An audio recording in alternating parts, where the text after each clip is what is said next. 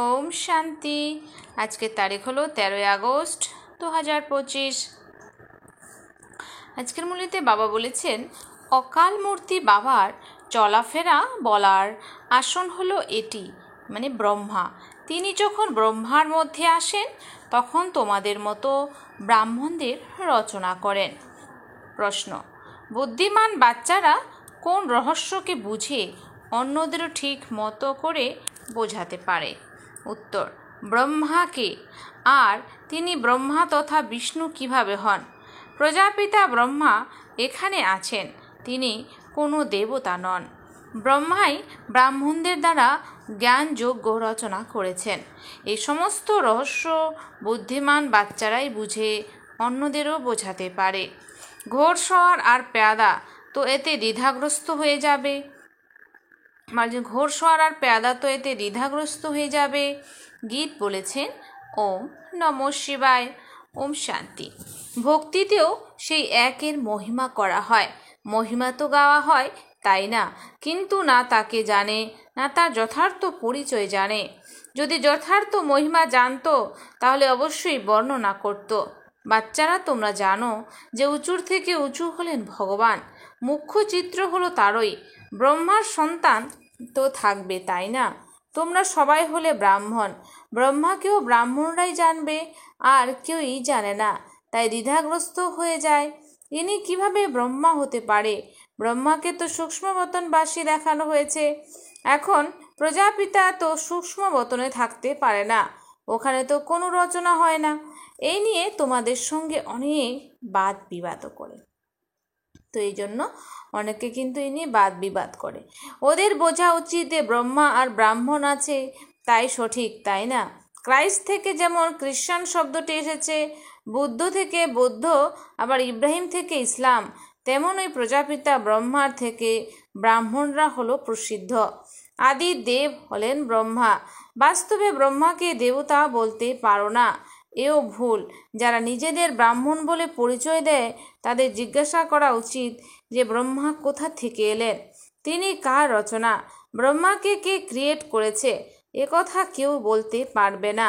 জানেই না, এও তোমরাই জানো যে শিব বাবার যে রথ, যাতে তিনি প্রবেশ করেন, ইনি হলেন ওই সেই আত্মা যিনি কৃষ্ণ প্রিন্স হয়েছিলেন। 84 জন্মের পরে ইনি আবার ব্রহ্মা হন। জন্মপত্রের নাম তো এনার আলাদাই হবে, কেননা ইনি তো মনুষ্য, তাই না? তারপর এনার মধ্যে যখন বাবা প্রবেশ করেন তখন ব্রহ্মা নাম রেখে দেন। এও বাচ্চারা জানে যে ওই ব্রহ্মাই হলো বিষ্ণুর রূপ। নারায়ণ তো তৈরি হন, তাই না? 84 জন্মের অন্তিমে তো সাধারণ রথ হবেন, তাই না? এটা শরীর হলো সব আত্মাদের রথ, অকাল মূর্তির চলন্ত আসন। এখানে বসেই তিনি বলেন, শিখরা আবার একে আসন মানে তখ্ত বানিয়ে দিয়েছে। একে অকাল তখ্ত বলা হয়। এ তো সবই অকাল তখ্ত। আত্মারা সব অকাল মূরত। উঁচুর থেকেও উঁচু ভগবানের এই রথ তো চাই, তাই না? এই রথে প্রবেশ করে তিনি এই জ্ঞান দেন, তাকে নলেজফুল বলা হয়। তিনি রচনার আদি মধ্য এবং অন্তের জ্ঞান দেন। নলেজফুল অর্থ কোনো অন্তর্যামী বা জানি জাননহার নয়। সর্বব্যাপীর অর্থ আলাদা, জানি জাননহানের অর্থ আলাদা। মানুষ তো সব কিছু মিলিয়ে যা মনে হয় তাই বলে দেয়। বাচ্চারা, এখন তোমরা জানো যে আমরা সব ব্রাহ্মণরাই ব্রহ্মার সন্তান। আমাদের কুল সব থেকে উচ্চ। ওরা তো দেবতাদের উচ্চ রাখে, কেননা সত্যযুগ আদিতে দেবতারা ছিলেন। প্রজাপিতা ব্রহ্মার সন্তান ব্রাহ্মণ হয়, এ কথা বাচ্চারা তোমরা ছাড়া আর কেউই জানে না। তো আমরা বাবার বাচ্চারা ছাড়া কিন্তু আর এই কথাটা কেউই জানে না। তারা কিভাবে জানবে যেখানে তারা ধরে নেয় যে ব্রহ্মা সূক্ষ্ম বতনে থাকে? সেই সব জাগতিক ব্রাহ্মণ হলো আলাদা, যারা পূজা পাঠ করে শ্রাদ্ধ ভোজের নিমন্ত্রণ খায়। তোমরা তো আর ভোজের নিমন্ত্রণ ইত্যাদি খাও না। ব্রহ্মার রহস্য এখন খুব ভালোভাবে বোঝাতে হয়। তোমরা বলো যে অন্য সব বিষয় ত্যাগ করে বাবা যার দ্বারা পতীত থেকে পবিত্র হতে হবে, প্রথমে তো তাকে স্মরণ করো, তারপর এইসব বিষয় বুঝে যাবে। অল্প একটুতেই সংশয় এলেই তখন বাবাকে ছেড়ে দেয়। প্রথম মুখ্য কথা হলো আল্লাহ আর বেমানা বাদশাহী। বাবা বলেন মামেকম স্মরণ করো, আমি তো অবশ্যই কারোর মধ্যে আসব, তাই না? হ্যাঁ, তার নামও তো থাকা উচিত। আমি এসে তাকে রচনা করি। ব্রহ্মার বিষয়ে বোঝানোর জন্য তোমাদের অনেক বুদ্ধির প্রয়োজন। পেয়াদা ঘোড়সওয়ার তো দ্বিধাগ্রস্ত হয়ে যায়। অবস্থা অনুসারে তো বোঝানো হয়, তাই না? প্রজাপিতা ব্রহ্মা তো এখানেই আছে। ব্রাহ্মণদের দ্বারা জ্ঞান যজ্ঞে রচনা করেন, তাই ব্রাহ্মণ তো অবশ্যই চাই, তাই না? প্রজাপিতা ব্রহ্মারও তো এখানেই প্রয়োজন, যার দ্বারা ব্রাহ্মণ তৈরি হতে পারে। ব্রাহ্মণরা তো বলে যে আমরা ব্রহ্মার সন্তান, তারা মনে করে আমাদের কুল পরম্পরা ধরে চলে আসছে। কিন্তু ব্রহ্মা কবে ছিল তা কেউই জানে না। এখন তোমরা হলে ব্রাহ্মণ, ব্রাহ্মণ তারাই যারা ব্রহ্মার সন্তান। ওরা তো বাবার অকুপেশনকে জানে না। ভারতে প্রথমে ব্রাহ্মণরাই থাকে। ব্রাহ্মণদের হলো উচ্চ থেকে উচ্চ কুল। জাগতিক ব্রাহ্মণরাও মনে করে যে আমাদের কুল অবশ্যই ব্রহ্মার থেকে এসেছে, কিন্তু তা কিভাবে এবং কখন তা বর্ণনা করতে পারে না। তোমরা জানো যে প্রজাপিতা ব্রহ্মাই ব্রাহ্মণদের রচনা করেন, যেই ব্রাহ্মণদেরই পুনরায় দেবতা হতে হবে। বাবা এসে ব্রাহ্মণদের পড়ান। ব্রাহ্মণদের ডিনাইস্টি রাজত্ব কাল নেই, ব্রাহ্মণদের হলো কুল ডিনাইস্টি। তখনই বলা হবে যখন রাজা রানী হবে, যেমন সূর্যবংশী ডিনাইস্টি। তোমাদের অর্থাৎ ব্রাহ্মণদের মধ্যে তো আর রাজা হয় না। ওরা যে বলে থাকে কৌরব আর পাণ্ডবদের রাজ্য ছিল, দুই হলো রং, এই দুইয়েরই তো কোনো রাজত্ব থাকে না। প্রজারও উপরে রাজত্ব, তাদের রাজধানী বলা হবে না। মুকুট তো নেই। বাবা বুঝিয়েছেন যে প্রথমে ডবল মুকুট ভারতেই ছিল, তারপর সিঙ্গেল মুকুট। এই সময় তো কোনো মুকুটই নেই। এও খুব ভালোভাবে প্রমাণ দিয়ে বলতে হবে। যারা সম্পূর্ণ সুন্দর ধারণার হবে তারা খুব ভালোভাবে বোঝাতে পারবে। ব্রহ্মার সম্বন্ধে খুব বেশি করে বোঝাতে হয়। বিষ্ণুকেও কেউ জানে না, এও বোঝাতে হয়। বৈকুণ্ঠকে বিষ্ণুপুরী বলা হয়, অর্থাৎ সেখানে লক্ষ্মীনারায়ণের রাজ্য ছিল। কৃষ্ণ প্রিন্স হলে তো বলবে, তাই না, যে আমার বাবা রাজা ছিল। এমন নয় যে কৃষ্ণের বাবা রাজা ছিলেন না। কৃষ্ণকে প্রিন্স বলা হয়, তাহলে অবশ্যই তার রাজ পরিবারে জন্ম হয়েছিল। বিত্তবানের ঘরে জন্ম হলে তাকে তো প্রিন্স বলবেই না। রাজার পদ আর বিত্তবানের পদের মধ্যে রাত দিনের তফাৎ হয়ে যায়। কৃষ্ণের বাবা যে রাজা, তার অত নাম নেই। কৃষ্ণের কত নাম। বাবার উচ্চ পদ বলা হবে না, সেই পদ হলো সেকেন্ড ক্লাসের পদ। যিনি কৃষ্ণকে জন্ম দেওয়ার নিমিত্ত হন, সেই পদ হলো সেকেন্ড ক্লাসের পদ, যিনি কৃষ্ণকে জন্ম দেওয়ার নিমিত্ত হন। এমন নয় যে কৃষ্ণের আত্মার থেকেও তিনি বেশি পড়েছেন, তা নয়। কৃষ্ণই আবার নারায়ণ হন। তো কৃষ্ণই আবার নারায়ণ হন, এই জন্য বলা হয় শ্রীকৃষ্ণ গোবিন্দ হরে মুরারি হে নাথ নারায়ণ নম বাসুদেব। তো কৃষ্ণই আবার যখন রাজসিংহাসনে বসেন তখন তাকে নারায়ণ বলা হয়। বাকি বাবার নাম লুপ্ত হয়ে যায়। তিনিও অবশ্যই ব্রাহ্মণ, কিন্তু পড়াতে কৃষ্ণের থেকেও কম। ব্রাহ্মণ কিন্তু পড়াতে কৃষ্ণের থেকে কম। কৃষ্ণের আত্মা তার বাবার থেকে উচ্চ পড়া পড়েছিলেন, যে কৃষ্ণের আত্মা তার বাবার থেকে তিনি বেশি পড়েছিলেন, তাই তো তার নামের এত মহিমা হয়। কৃষ্ণের বাবা কে ছিলেন এ কথা কেউই জানে না। এরপরে জানতে পারবে। এখান থেকেই তো তাকে তৈরি হতে হবে। রাধারও তো মা বাবা থাকবেন, তাই না? কিন্তু তাদের থেকে রাধার নামের মহিমা বেশি, কারণ মা বাবা কম পড়েছিলেন। রাধার নাম তাদের থেকে উচ্চ হয়ে যায়। এসব হলো বাচ্চাদের বোঝানোর জন্য ডিটেলের বিষয়। সমস্ত কিছু এই পড়ার উপরে নির্ভর করে। ব্রহ্মার সম্বন্ধে বোঝানোর মতো বুদ্ধি চাই। তিনি হলেন কৃষ্ণ, যার আত্মা 84 জন্ম ভোগ করে। তোমরা 84 জন্মগ্রহণ করো। সবাই তো আর একসঙ্গে আসবে না। যারা এই পড়ায় প্রথমের দিকে থাকে তারাই প্রথমে আসবে। নম্বরের ক্রমানুসারে তো আসে, তাই না? এ অতি সূক্ষ্ম কথা। কম বুদ্ধির যারা, তারা তো ধারণা করতেই পারে না। নম্বরের ক্রমানুসারে তারা যায়। তোমরা নম্বরের ক্রমানুসারে ট্রান্সফার হয়ে যাও। যারা পরের দিকে যাবে তাদের কত বড় কিউ লাইন, নম্বরের ক্রম অনুযায়ী সবাই নিজের নিজের স্থানে গিয়ে নিবাস করবে। সকলের স্থানে নির্দিষ্ট আছে, আমাদের সকলের স্থান নির্দিষ্ট আছে। এ অনেক বড়ই ওয়ান্ডারফুল খেলা। কিন্তু কিন্তু তা কেউই বোঝে না। একে বলা হয় কাটার জঙ্গল। এখানে সবাই একে অপরকে দুঃখ দিতেই থাকে। ওখানে তো স্বাভাবিকভাবেই সুখ থাকে। এখানে তো নকল সুখ, প্রকৃত সুখ এক বাবাই দেন। এখানে হলো কাক বিষ্ঠার সমান সুখ। এখানে দিনে দিনে মানুষ সমপ্রধান হয়ে যায়। এখানে কত দুঃখ বলতে থাকে বাবা। মায়ার তুফান অনেক আসে, মায়া বিধ্বস্ত করে দেয়, অনেক দুঃখের অনুভব হয়। সুখদাতা বাবার বাচ্চা হয়েও যদি দুঃখের অনুভব হয়, তখন বাবা বলেন, বাচ্চারা, এই তোমাদের অনেক বড় কর্মের ভোগ। বাবা বলেছেন যে সুখদাতা বাবার বাচ্চাও যদি দুঃখের অনুভব হয়, তখন বাবা বলেন, বাচ্চারা, এই তোমাদের অনেক বড় কর্মের ভোগ। বাবাকে যখন পেয়েছো, তখন দুঃখের ফিলিং আসাই উচিত নয়।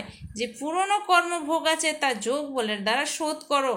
যদি যোগ বল না থাকে, তাহলে আছাড় খেয়ে শোধ করতে হবে। মানে যোগ বল না, তাহলে আছাড় খেয়ে শোধ করতে হবে।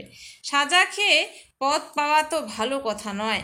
তোমাদের পুরুষার্থ করা উচিত না হলে বিচার সভা বসবে। প্রজা তো অনেকই হবে। এ তো ড্রামা অনুসারে সকলে গর্ভ জেলে, বলছে সকলে গর্ভ জেলে অনেক সাজা ভোগ করে।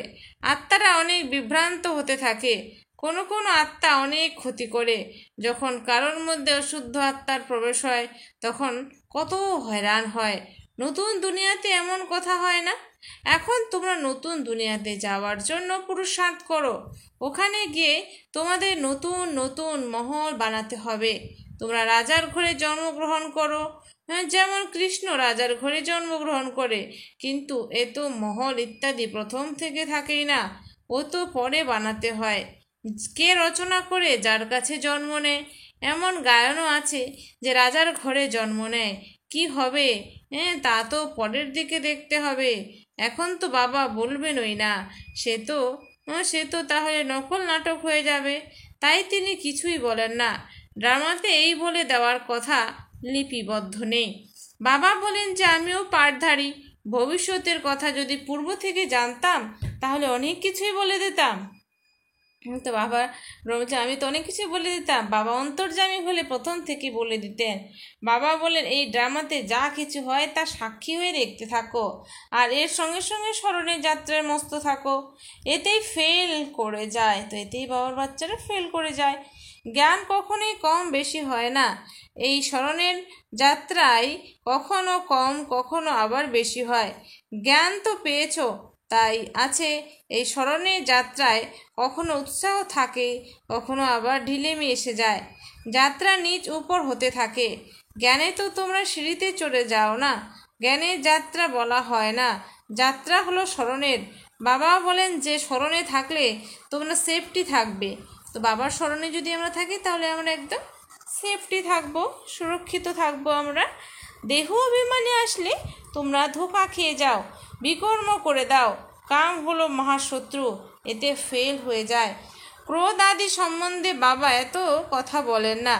জ্ঞানে তো হলেও 1 সেকেন্ডে জীবন মুক্তি। না হলে বলে যে সাগরকে কালি বানাও, তাও এই জন্ম সম্পূর্ণ করা যাবে না। না হলে বলে কেবল অল্পকে স্মরণ করো। স্মরণ করা কাকে বলা হয় এ তো জানেই না, কেবল বলতে থাকে কলিযুগ থেকে আমাদের সত্যযুগে নিয়ে চলো। পুরনো দুনিয়াতে কেবল দুঃখ আছে।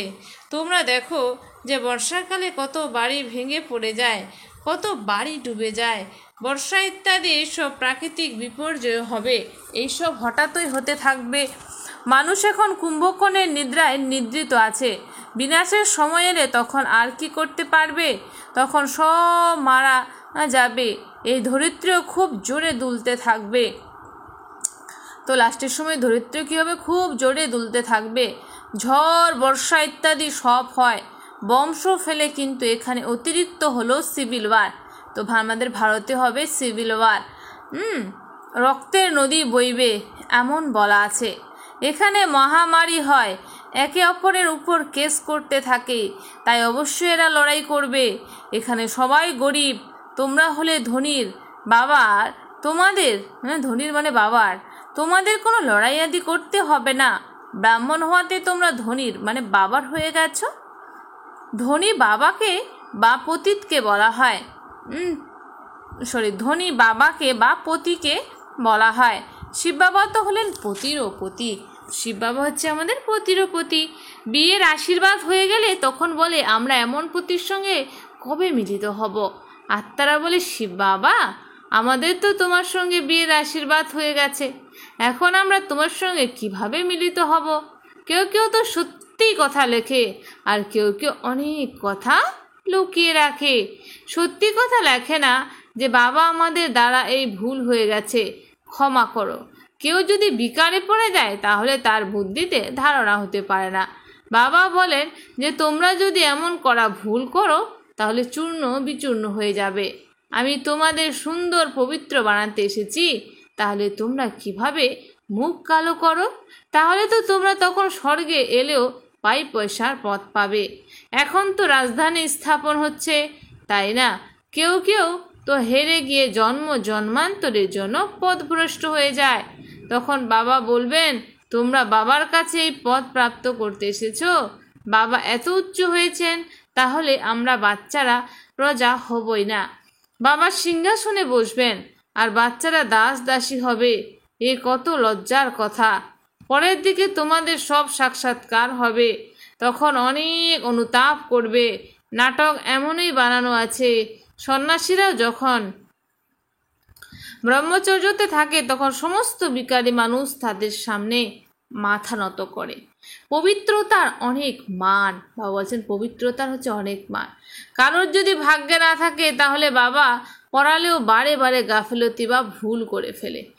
যদি কারো ভাগ্যে না থাকে তো বারবার ভুল করবে, গাফিলতি করবে, বাবা ফেলে, বাবাকে স্মরণই করে না, অনেক বিকর্ম তৈরি হয়ে যায়। বলছেন যে তখন আমাদের অনেক বিকর্ম তৈরি হয়ে যায়। বাচ্চারা তোমাদের উপর এখন বৃহস্পতির দশা, এর থেকে উঁচু দশা আর কিছুই হয় না। বাচ্চারা তোমাদের উপরে এই দশা চক্র ঘুরপাক খেতে থাকে।